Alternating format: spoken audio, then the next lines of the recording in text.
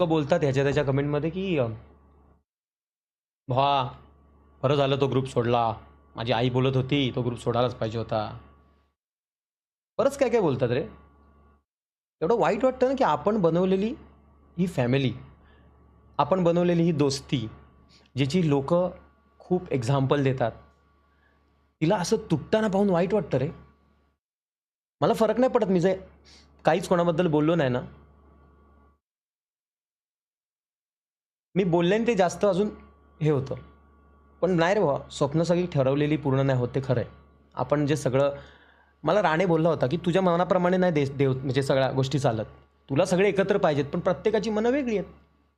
प्रत्येकाची मनं वेगळी आहेत, प्रत्येकाची चॉईस वेगळी आहे. तू सगळ्यांना एकत्र घेऊन नाही चालू शकत."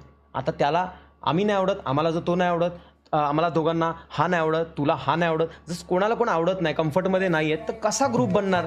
नाही होऊ शकत. तू माणसं चुकीची निवडलेत. मग तू अशी माणसं निवड जी खरंच सोबत असतील. होऊ शकतं मग.